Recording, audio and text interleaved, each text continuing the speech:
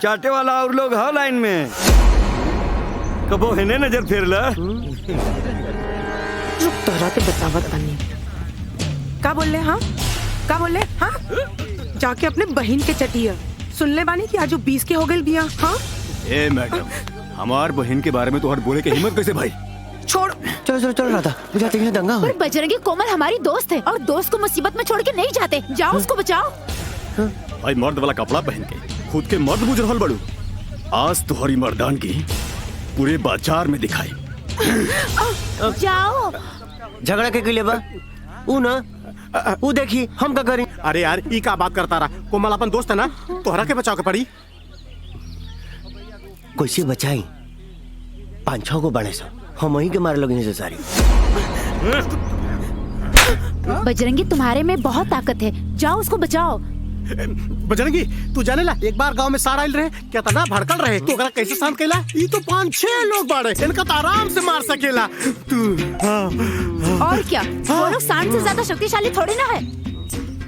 हाँ सही कहा था। क्या बात करते? अरे जा भैया जाओ।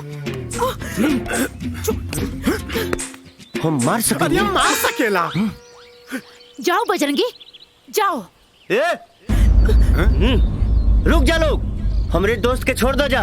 ऐसे सांड जी से मारेला ना वो सही मारो। फर्क रह गया।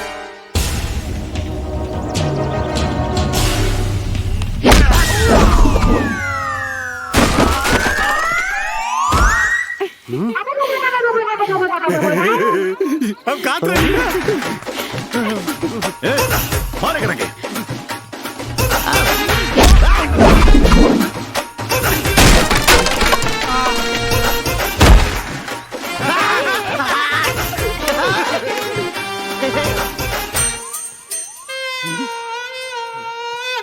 हो गई। जो मार जो मारना जो मारना जो मरबे मरबे मार।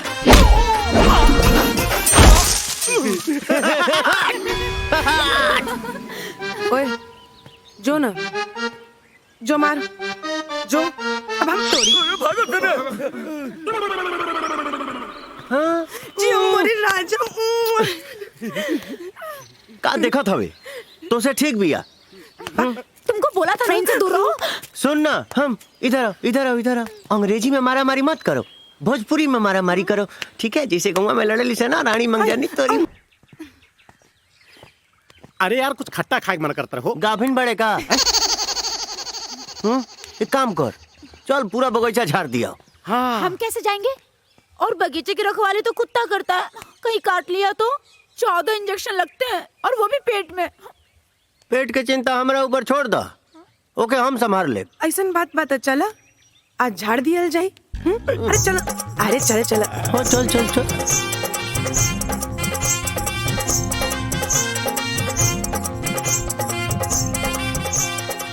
अरे ते काहेला छलांग मारता रे?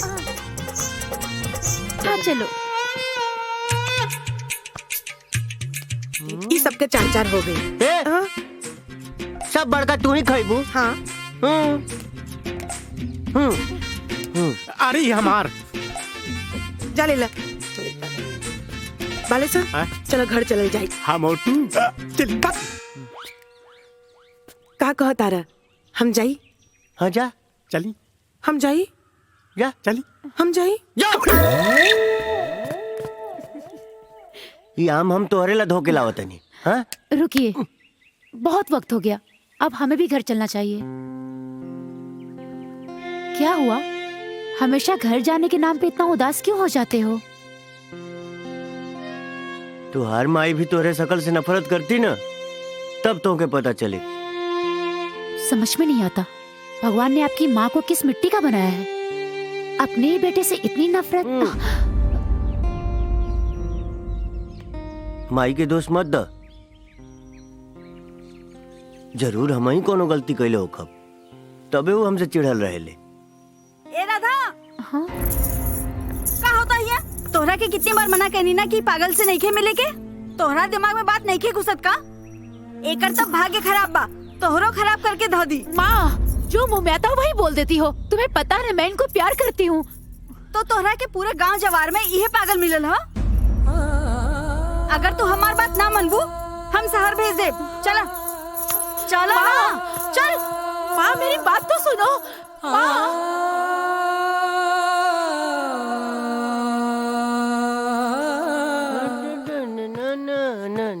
आ गईला गांव वालन के नाक में दम कई के। अरे जा रे कुपातर, तोहार जैसन बहुबन से तो हम निर्बंसी बहुत अच्छा रहती। ऐसे काहे बोलत रे माई? हमसे कौन गलती भइल बा? गलती तो से? अरे गलती तो हमरा से भइल बा जे तहरा जैसन बैल के जन्म दिहली। माई हमके भूख लागल बा। रसोई में खाना बना के रख दे ले बानी, जा थरिया भर के ठूस ला।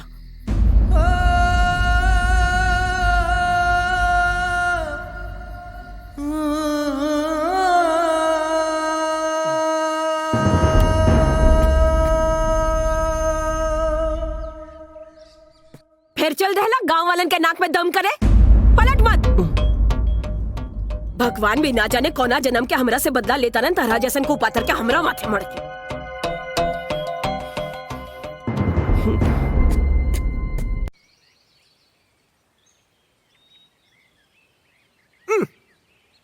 कहाँ रह गए रहला मर्दवा? आई मुँह काहे लटकल बा? बुझाता कि अजमाई कुछ ज्यादा ही डोज दे देले बाड़ी। ऐसन बात नहीं खे यार।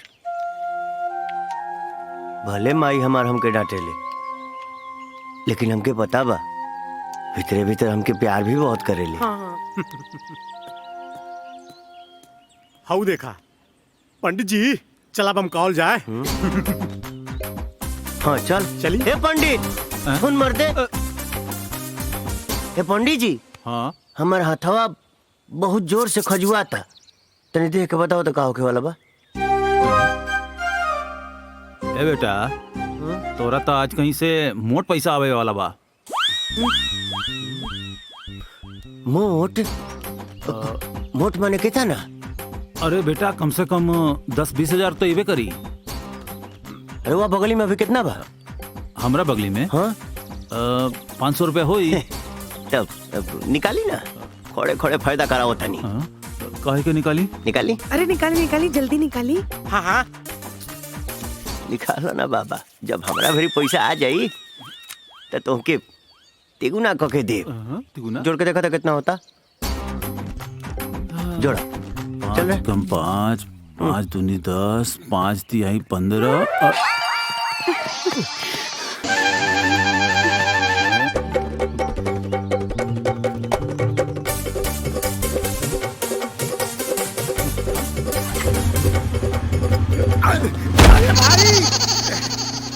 अरे हमार मोटरसाइकिल लिया, हमार अरे मोटरसाइकिल। हम का ऊ लेके गइल बा।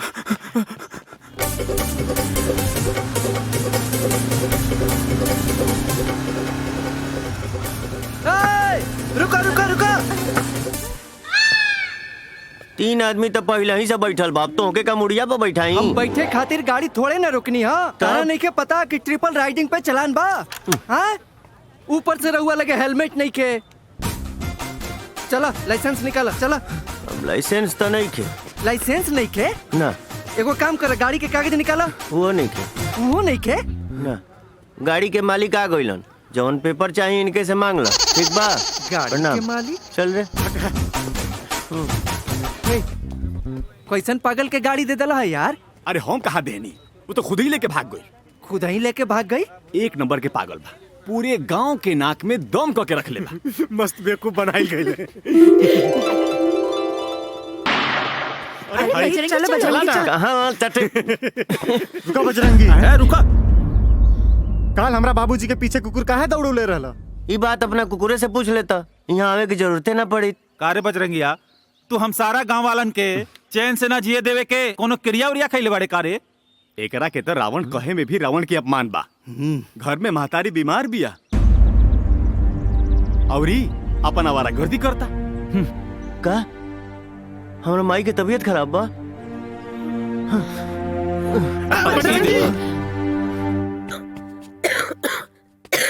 आई तोर तबीयत खराब बा का? कुछ भइल बा तो से कोनो मतलब? खाना बना के धा दे ले बानी, जाके खा ले और निकल। ऐसे मत बोल माई। हम अभी डॉक्टर से दवाई कोनो लेके जरूरत नहीं खे दवाई लेके आवे की। हो सके ना तेको जहर के पुड़िया लाके दे दे, खाके सूझ जाई। कम से कम तहरा से मुक्ति तो मिली। ऐसे काहे बोलो तेरे माई? आखिर हमसे ऐसा का हो गइल बकी तू हमसे इतना नफरत करे ले? बोल भाई, का गलती बा हमार? बोल ना। तू जानल चाहता रे ना कि तहार का गलती हो? तो सुन, हिंदू लड़की से शादी करवे हैं? हिंदू लड़की से शादी करवे? मुसलमान होके हिंदू लड़की से? मेरे बगल नहीं की जगह भैया। ए भैया, अब के बाप के दे भैया। बहुत प्यार करे भैया। बहुत प्यार करे भैया। हम जी भाई भूख रहे थे। अब के बाप के दे। अब के बाप के दे। तू मुसलमान लोगन ना सुधरबा? हमरे हिंदू लड़की के शादी करके बहला फुसला के धर्म परिवर्तन करके चाहता ना?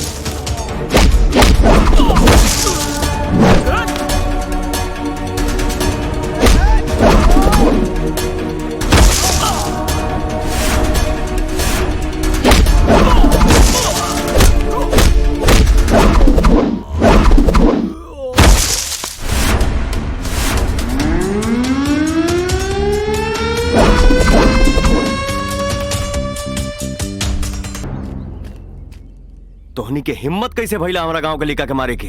तू बीच में मत पड़ा पवन भैया। तोरे गांव के मुस्लिम लड़का हमरे गांव के हिंदू लड़की के बहला फुसला के शादी करके धर्म परिवर्तन करे के चाहता। और तू मर्दे कैसे हिंदू बड़ा हो कि मुस्लिम के सपोर्ट करता?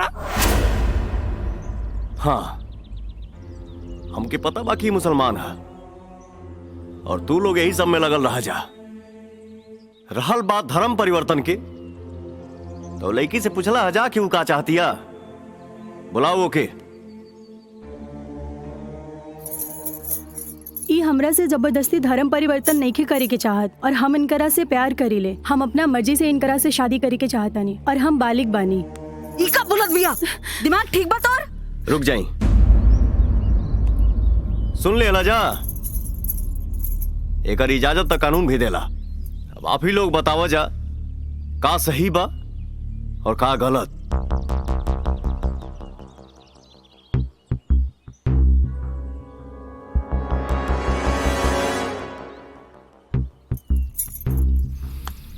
देखा, हम तोहनी के साथे बानी। अगर तू लोग के ठीक लागता तो तू लोग एक हो जा,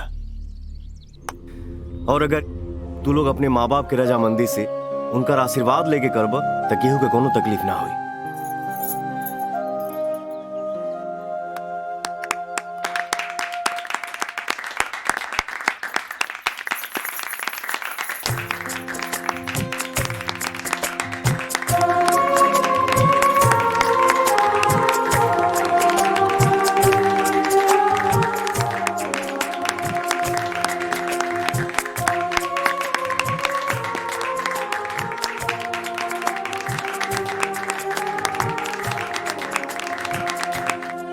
सॉरी।